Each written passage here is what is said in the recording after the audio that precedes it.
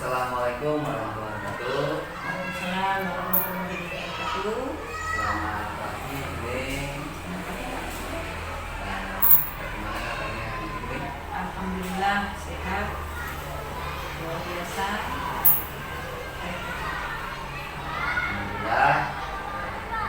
Dan pertama saya mengucapkan terima kasih, Neng, karena sudah menyempatkan saya untuk saya wawancarai dalam pengambilan keputusan tentang ini. Baik, Neng, untuk meningkat waktu langsung saja saya mohon izin untuk yang wawancara untuk untuk pertanyaan yang pertama, Neng, selama ini bagaimana Neng sebagai kepala sekolah dapat mengidentifikasi kasus-kasus yang merupakan problematika? Baik, Pak. Saya kenalkan diri. Nama saya Widiati, sebagai kepala sekolah dari CGP Pak Tri Widianto. Ini saat ini saya sedang diwawancarai tentang dilema etika. Tapi sebelum saja pertanyaan itu, Pak, saya juga ingin mengetahui dulu apakah benar pemikiran saya. Kalau dilema etika itu ini berarti situasi di mana terjadi pada seseorang memilih di antara dua pilihan yang sama-sama benar tapi bertentangan. Benar kabeh tapi bertentangan, gitu ya. Itu tentang dilema. Jadi kita dilema itu berarti bagaimana kita harus pilih dua hal, dua kasus benar kabeh tapi kok bertentangan. Jadi kan yang dimaksud gitu ya. Oke. Pertanyaan yang pertama itu selama ini bagaimana cara saya mengidentifikasi. Menurut saya Pak Tri, selama ini saya itu tidak melakukan identifikasi, tapi ya saya mencoba untuk menyimpulkan kasus tersebut, kemudian saya mengambil kesimpulannya, terus dari kesimpulan itu kami jadikan bahan untuk tindak lanjut pengambilan kasus tersebut.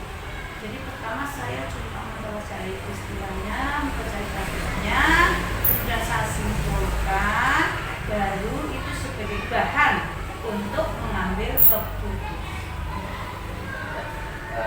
Berarti untuk dalam mengidentifikasi kasus ini mungkin pertama mengamati kasusnya ya. Mempelajari kasus dulu, mempelajari kasus, kemudian ambil kesimpulan.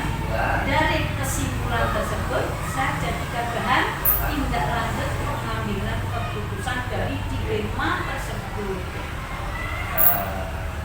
Baik.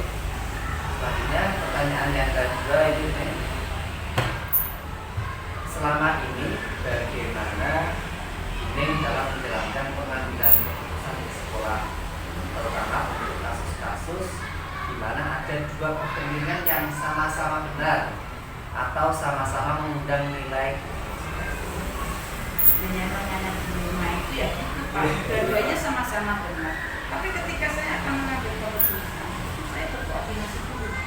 Jadi berkoordinasi dengan teman sejawat, dengan guru-guru, atau juga saya bisa memilih atau meminta tolong dengan tokoh-tokoh yang kompeten, yang pengalaman tentang dalam menangani kasus tersebut. Jadi saya tetap koordinasi. Setelah koordinasi, kemudian saya memilih tokoh.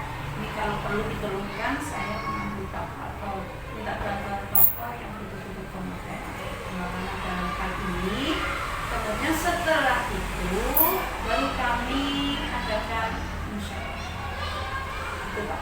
Jadi kalau misalnya ini yang rada aman itu kadang saya memilih tokohnya Pak, tokoh yang bisa membantu saya ini. Iya. Jadi selama ini memang kami hanya koordinasi dengan teman-teman guru, dengan teman-teman sekolah sejawat ya, juga dengan pihak-pihak yang terlibat dalam kasus ini. Nah, Berarti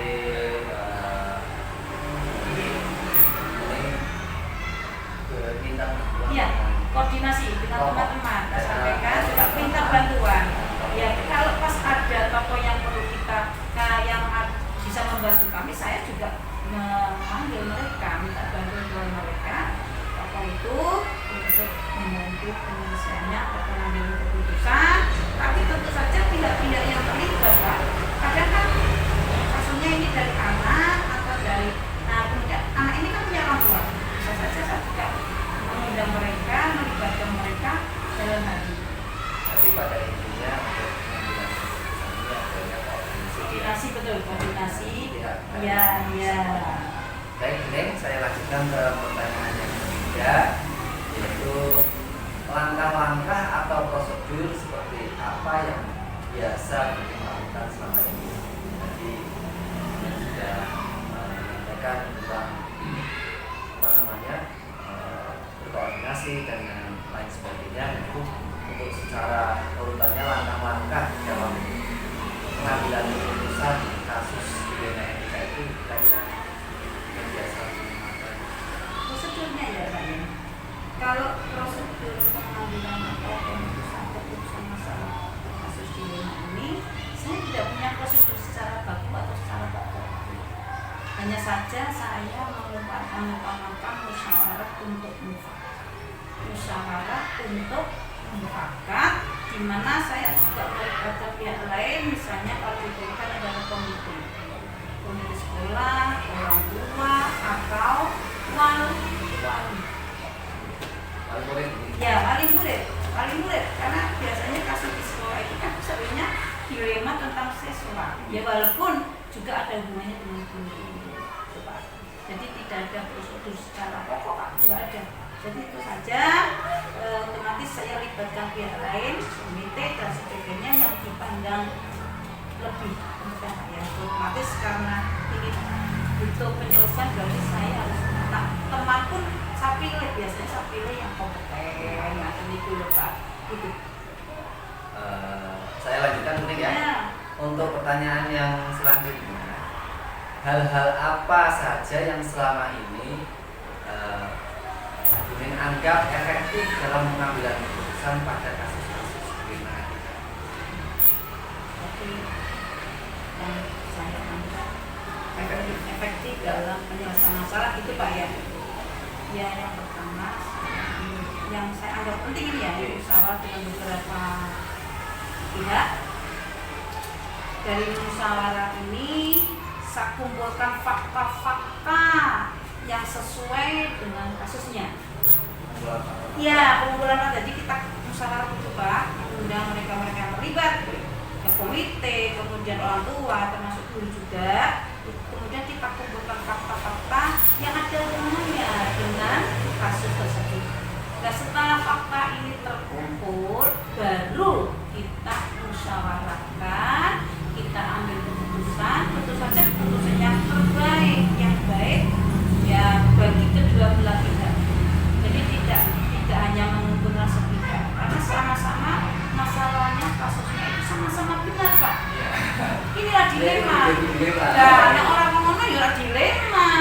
Siji api, siji benar. Padahal menurut saya kita harus tidak memilih. Selain memilih, kita juga memutuskan. Keputusan ini yang menjadi semacam rujukan moral Pak. Putusan dari dua hal yang benar, tapi harus saya pilih satu. Mana yang benar, mana yang salah. Padahal sama-sama benar. Ini Pak. Gitu ya. Jadi yang pertama ini kita tetap musyawarah, kumpulkan semua pihak yang terlibat. Kita cari fakta-fakta yang mendukung, yang sesuai dengan kasusnya. Setelah itu baru kita musyawarahkan, ambil keputusan yang terbaik. Tapi menurut saya Pak, tidak hanya pada kasus dilema Pak. Kasus apapun kita penyelesaiannya harus seperti itu Pak. Tetap kita musyawarah, semua diundang, yang terlibat diundang, tidak terlibat loh Pak. Yang tidak terlibat ya tidak perlu diundang. Yang terlibat diundang, kumpulkan bukti-buktinya, fakta-fakta kasus itu seperti apa, baru kita bahas, fakta-fakta tersebut kita bahas, kita musyawarahkan, ambil keputusan yang benar. Itu saya anggap paling efektif tapi tidak pada kasus dilema tok. Semua masalah itu penyelesaiannya seperti itu. Dan Neng, untuk pertanyaan selanjutnya, hal-hal apa saja yang selama ini menjadi tantangan dalam pengambilan keputusan pada kasus-kasus ini? Oh iya Pak, ini saya mengingat pernah ada kasus itu ketika saya baru di sini ya Pak ya. Tantangan bagi saya sebenarnya tantangan seseorang atau faktor yang menantang ketika saya mengambil keputusan, kemudian ada guru senior guru yang tua, memang lebih tua dari saya, juga senior kerjanya, ya betul-betul senior, hanya dia sebagai guru. Saya masih di sini, kan kondisi masih canggung Pak menghadapi mereka. Saya baru, jadi saya kok rasanya Pak koordinasi dengan mereka itu kok canggung gitu loh Pak. Jadi tantangannya pada guru senior, karena belum tentu sepaham dengan saya di dalam menyelesaikan suatu masalah, jadi itu membuat saya canggung.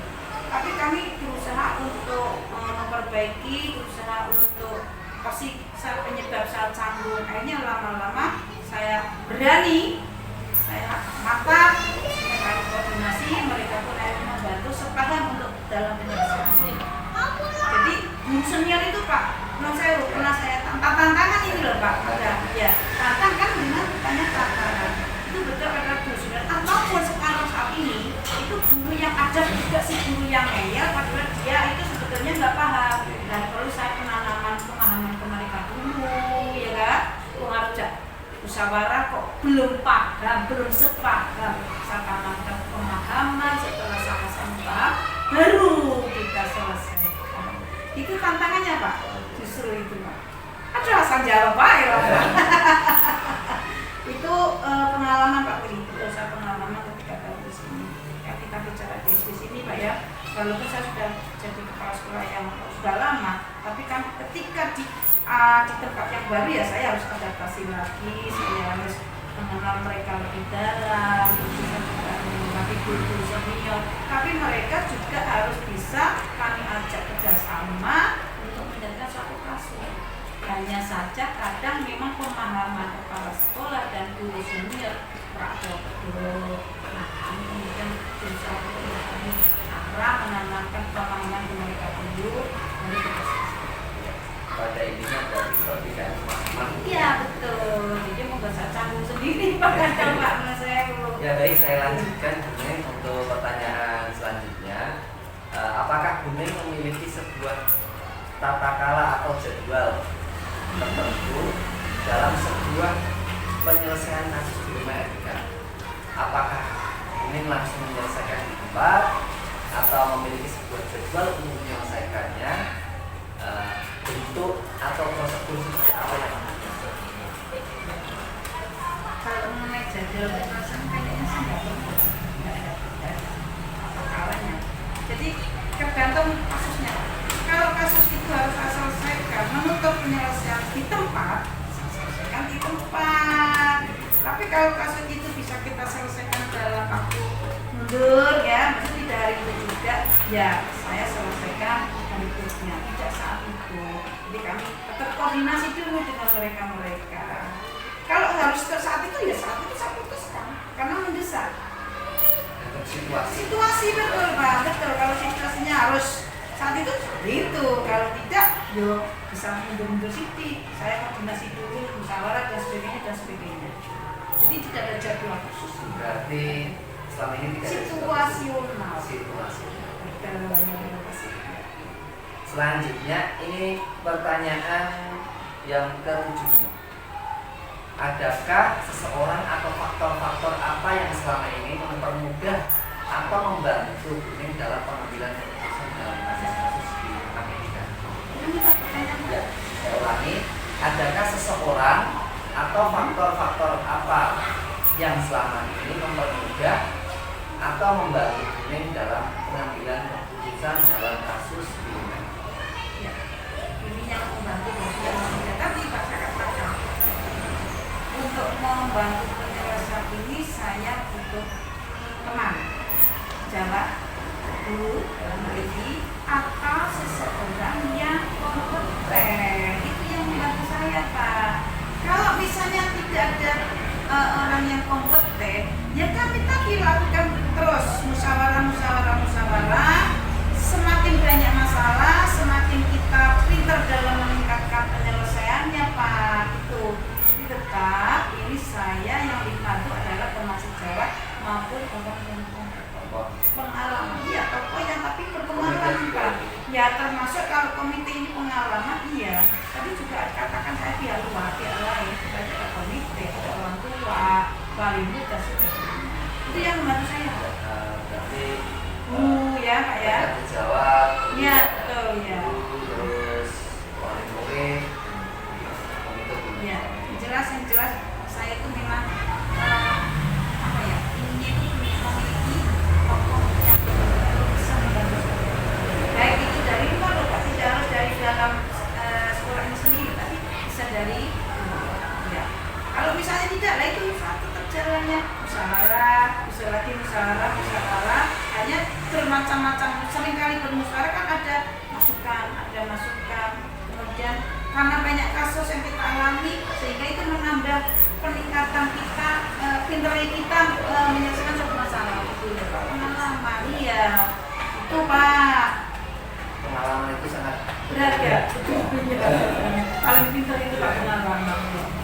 Lanjut Pak. Ya, pertanyaan yang terakhir ini, dari semua hal yang tadi ingin saya sampaikan, pembelajaran apa yang dapat ingin petik dari pengalaman ini untuk mengambil kalau saya dari awal sampai akhir bisa kita ambil kesimpulan bahwa setiap ada kasus baik kasus bullying atau kasus-kasus yang lain itu tetap jalan pengambilan keputusan dari sebuah musyawarah mufakat. Ini pelajaran yang bisa kita petik loh Pak dari kasus-kasus ini, tetap utamakan musyawarah mufakat. terima kasih Neng, ini tadi sudah menyampaikan apa yang pengalaman Neng terkait pertanyaan saya dari semua saya mengucapkan terima kasih. Hari ini banyak pengalaman buat saya. Mengatakan pengalaman itu sangat berguna. Itu memang buat saya terbaik ya, karena hari ini saya punya pengalaman, banyak ilmu baru yang saya dapatkan dari ini, terutama dalam pengambilan keputusan dalam kasus-kasus ini. memang kasus yang paling sulit itu kalau hubungannya dengan etika itu betul-betul ada dilema. Jadi Pak terus terang pengalamannya memang kalau kasus etika memang Pak etika sedang masalah. Padahal sekarang itu banyak kasus etika ya Pak ya, karena ada bullying itu lah, bullying apa itu ya, ada kasus etika maksudnya. Ini memang betul-betul untuk kesembuhan utama ya Pak. Kita musyawarah tidak dengan emosi, tujuannya untuk mendapatkan manfaat. Saya mengucapkan banyak terima kasih atas waktu yang sangat diberikan. Saya cukupkan Oke. Sama-sama Pak Tri, semoga tugas CGP ini bisa sukses, berhasil sampai lulus. Pesan saya tugas dari CGP ini ya laksanakan kegiatan yang sungguh-sungguh, jangan asal hanya karena dengan kepala sekolahnya sendiri gampang enggak ya. Saya juga selalu bekerja profesional Pak. Ketika guru kami dalam masalah tugas benar ya tetap kami betul. Dan dengan wawancara ini Pak Tri juga pengalaman nanti ketika lulus CGP atau sebelum lulus CGP sudah jadi pemimpin, ini bisa jadikan pengalaman Pak Tri gitu loh Pak Tri ya. Oh gini loh cara mengambil keputusannya ya, bisa ditambahin lagi. Itu hanya saya sampaikan pengalaman yang selama ini saya sama-sama Pak Tri. luar biasa ya saya. Assalamualaikum warahmatullahi wabarakatuh.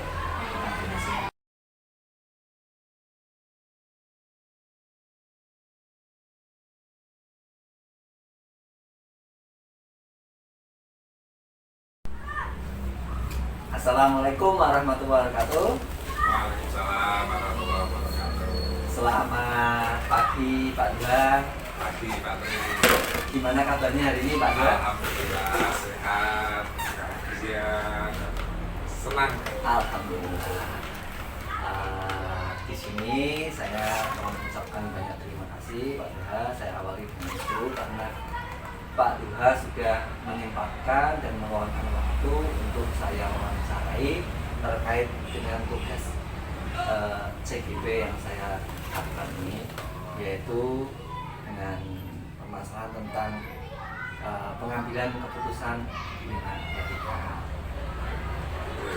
Ya. Siap, dengan senang hati nanti. Berarti Anda ini sekarang sedang untuk pendidikan guru penggerak. Siap, saya bantu nanti apa yang bisa saya lakukan, nanti saya akan membantu dengan senang hati. Terima kasih Pak Duha. Ini bisa saya mulai nih untuk Monggo. kegiatan wawancaranya. Sebelum kegiatan wawancara, saya berharap Pak Duha untuk memperkenalkan diri terkait dengan jabatan di sekolah Bapak sekaligus di nama instansi Bapak. Itu harus berkelah diri dulu. Ya. Siap. Assalamualaikum warahmatullahi wabarakatuh. Saya Ahmad Duha. Saat ini saya menjabat sebagai kepala sekolah di SD Negeri Jregen Rembang, Kecamatan Karanggadang, Kabupaten Pekalongan. Di sini saya dengan Pak Tri Herlianto yang akan melakukan wawancara kaitan dengan pengambilan keputusan di sekolah kami. Mudah-mudahan nanti bisa saya bantu dengan memberikan apa yang sudah saya lakukan di sekolah ini, Pak. Demikian, monggo Pak Tri bisa diteruskan. Baik. Terima kasih Pak Duha. Kegiatan wawancara bisa saya mulai nih ya. Jadi monggo. Baik Pak Duha, pertanyaan yang pertama terkait dengan wawancara yang saya akan lakukan, yaitu selama ini bagaimana Pak Duha dalam mengidentifikasi kasus-kasus yang merupakan dilema etika atau ujian moral? Identifikasi kasus-kasus yang dilema etika dan moral ya. Yang pertama saya sampaikan tentunya sebagai seorang pemimpin di sebuah instansi pendidikan itu pasti akan menemui beragam kasus Pak yang akan kita hadapi, baik itu yang keduanya benar maupun yang satu benar satu salah, itu pasti akan kita hadapi.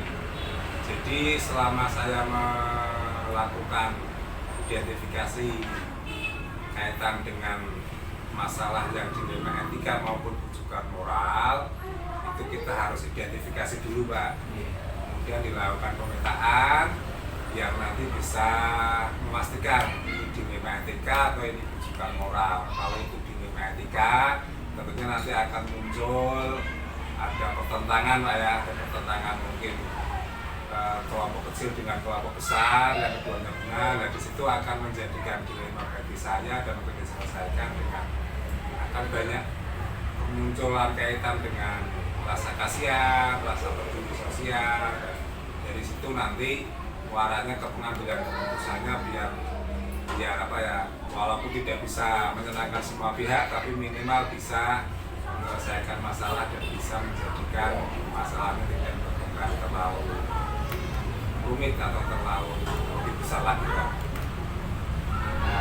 Baik, saya lanjutkan Pak Duha. Pertanyaan yang selanjutnya yaitu selama ini bagaimana Bapak dalam menjalankan pengambilan keputusan di sekolah Bapak, terutama untuk kasus-kasus di mana ada dua kepentingan yang sama-sama benar atau sama-sama mengandung nilai kebajikan? Pertama tentunya jika diserahkan pengambilan keputusan maka terlebih dahulu saya melakukan koordinasi Pak. Saya melakukan koordinasi dan musyawarah dengan pihak-pihak terkait. Tentunya karena ini masalah harus kita koordinasi dulu. Kalau mencari informasi harus dari kedua-duanya harus kita gali supaya nanti bisa menentukan masalahnya, sehingga dengan mempunyai masukan dari dua belah pihak yang terjadi permasalahan tadi, nanti bisa diambil keputusan yang sekiranya apa ya, yang sekiranya tadi tidak merugikan pihak lain atau tidak apa sih ya. Pertanyaan selanjutnya ini Pak Duha, Ya, langkah-langkah atau prosedur seperti apa yang biasa Bapak lakukan selama ini terkait dengan pengambilan keputusan pada kasus-kasus dilema etika? ya. Dalam mengambil keputusan berkaitan dengan dilema etika maupun rujukan moral, saya tidak menggunakan prosedur yang baku atau prosedur pokok yang tertulis, Pak. Jadi walaupun tidak tertulis secara baku, akan tetapi kita akan mengusahakan dengan jalan musyawarah mufakat supaya nanti apa ya, saat ada pertentangan dari dua belah pihak ini tidak kelihatan memihak salah satu pihak, sehingga mengambil jalan tengah yang terbaik dengan tadi pertimbangan dari banyak masukan, dari banyak masalah yang muncul, sehingga nanti tetap akan mengedepankan yang skala prioritas untuk kita analisis dulu gitu, Pak. Jadi tidak ada standar bakunya. Berarti selama ini Pak Duha tidak menggunakan prosedur-prosedur yang baku dalam pengambilan keputusan. Iya. Baik, saya lanjutkan Pak Duha untuk pertanyaan selanjutnya. Hal-hal apa saja yang selama ini Bapak anggap efektif dalam pengambilan keputusan pada kasus-kasus dilema etika? Dalam apa ya, kasus pengambilan keputusan di dilema etika yang efektif menurut saya ini dengan menyederhanakan pokok permasalahan, Pak. Dari tadi dipetakan, kemudian menyederhanakan masalah, kemudian membangun kebijaksanaan, ada rasa kebijaksanaan, ada rasa peduli sosial, sehingga nanti mengedepankan musyawarahnya itu bisa lebih enak, bisa lebih kekeluargaan. Dan juga tadi dibangun kalau itu di lingkungan keluarga, guru-guru SD itu pertama kita dasari bekerja karena ada rasa asas keluargaan, Pak, sehingga nanti enak untuk mengambil keputusan dan kebijakannya, karena kalau sudah ada rasa kekeluargaan itu nanti lebih enak, Pak. Baik Pak, saya lanjutkan. Kira-kira apa saja yang selama ini menjadi tantangan dalam pengambilan keputusan pada kasus-kasus dilema etika, Pak? Menjadi tantangan selama ini. Kalau tantangan yang sering saya rasakan kalau itu permasalahannya di dalam guru, jujur untuk tantangan biasanya kalau saya berhadapan dengan senior, Pak, baik senior umumnya yang di atas saya ataupun senior yang sudah bekerja di sini lebih lama, itu pasti ada sedikit pembeda. Dalam arti pembeda ada rasa tetap dalam hati, jujur paling dalam ada rasa kemudian rasa kurang enak. Tetapi kalau tadi sudah ada dibangun dengan kekeluargaan, rasa dan rasa tidak enak itu tadi sedikit demi sedikit bisa terkurangi. Ya, saya lanjutkan Pak Duha untuk pertanyaan berikutnya. Apakah Bapak memiliki sebuah tata kalah atau jadwal tertentu dalam sebuah penyelesaian kasus dilema etika? Apakah Bapak langsung menyelesaikan di tempat atau memiliki sebuah jadwal untuk menyelesaikannya? Terus bentuk atau prosedur seperti apa yang biasa Bapak lakukan? Sebetulnya untuk penjadwal penyelesaian kasus atau masalah tidak terjadwal secara berkala atau tertata, Pak. Karena yang namanya kasus atau masalah, pertama ya kami tidak menginginkan terjadi kasus atau masalah, sehingga kami tidak menjadwal ada jadwal penyelesaian kasus. Tapi kalau terjadi kasus, tentunya ya kami akan petakan kalau kasus itu harus diselesaikan saat itu juga akan kami selesaikan. Dan kalau misalnya itu bisa selesai hari itu juga ya harus diselesaikan. Tapi kalau malah menemui kasus yang tidak bisa diselesaikan hari itu juga, ya tentunya kami akan buat kesepakatan dengan pihak-pihak yang terkait dalam kasus itu. Kita sepakati, kita lanjutkan besok atau yang akan datang. Jadi tertulis jadwalnya tidak ada, tapi tadi pakai tahapan. Kalau bisa diselesaikan hari itu juga akan kami selesaikan. Kalau harus diselesaikan besok juga. Artinya di sini tidak ada jadwal yang ditetapkan, tetapi situasional, Pak, ya. Situasional, ya. Tergantung permasalahan yang muncul tadi. Ya. Luar biasa, Pak. Saya lanjutkan pertanyaan berikutnya. adakah seseorang atau faktor-faktor apa yang selama ini mempermudah atau membantu Bapak dalam pengambilan keputusan dalam kasus-kasus kriminal etika? Kalau seseorang mungkin tidak spesifik ada yang dalam membantu kayak Pak ya, tapi yang justru yang ada di keluarga SD itu tadi Pak, di awal sudah saya katakan ada membangun rasa kekeluargaan, jadi itu sangat membantu kami sekali. Keluargaan baik sesama guru juga keluargaan sesama wali murid, karena kami selalu mengkomunikasikan masalah-masalah yang ada di sekolahan. Jadi sudah kami bangun dari awal ada rasa kebersamaan, rasa kekeluargaan, sehingga itu memudahkan kami, sangat membantu kami dalam menyelesaikan kasus-kasus yang muncul. Berarti di sini bisa disimpulkan faktor-faktor yang mempermudah itu menjalin rasa kekeluargaan, kebersamaan tadi. Ya, pertanyaan yang terakhir ini Pak Duta, dari semua hal yang telah disampaikan Bapak tadi, kira-kira pembelajaran apa yang dapat dipetik dari pengalaman Bapak dalam mengambil keputusan di rumah etika? Pembelajaran yang dapat saya ambil di kasus penyelesaian dilema etika ini, ada langkah-langkah yang harus saya ambil. Kalau tadi ada langkah musyawarah mufakat, mungkin juga bisa dipetakan tadi masalah kasus yang misalnya muncul benar melawan benar, tapi yang kelompok kecil melawan kelompok besar. Kemudian ada muncul kaitan dengan prinsip-prinsip pengambilan keputusannya dengan rasa peduli, rasa kasihan, supaya muncul tanggung jawab. Itu ternyata bisa dijadikan langkah-langkah sebagai pertimbangan untuk menyelesaikan kasus tadi, supaya intinya nanti tetap hasil akhirnya, walaupun saya yakin dalam penyelesaian kasus tidak akan menyenangkan semua pihak, tapi minimal dalam keputusan yang diambil menyelesaikan kasus adalah supaya menghentikan kasus ini supaya tidak terlalu meluas. Berarti intinya tetap mempertimbangkan nilai-nilai kebajikan yang ada Pak ya, untuk mencegah tidak terjadinya perluasan masalah menjadi tambah lebar gitu Pak. Demikian untuk wawancara terkait dengan pengambilan keputusan tentang kasus-kasus dilema etika yang ada di sekolahan. Saya mengucapkan banyak terima kasih Pak Duha. Hari ini saya mendapatkan banyak ilmu dari Pak Duha terkait dengan pengambilan keputusan pada kasus-kasus dilema etika di sekolah. Semoga nanti saya bisa meniru dan bisa menerapkan apabila saya menghadapi dengan permasalahan-permasalahan kasus tersebut. Terima kasih sama-sama Pak Tri. Saya juga mendapat juga nanti saya inginkan semoga nanti kan dengan sukses di guru penggerak ini. Nanti setelah dengan punya pengalaman lebih, mungkin nanti bisa menjadikan saya juga harus berkolaborasi dengan Pak, sehingga nanti dalam penyelesaian kasus saya mungkin tadi ada kekurangan di sini dalam penyelesaian kasus, mungkin bisa mendapat ilmu baru atau cara baru, sehingga itu merupakan juga nanti masukan buat saya Pak. Terima kasih, sukses selalu Pak. Ya, terima kasih. Dari saya cukup, saya tutup dengan salam dari saya cukup.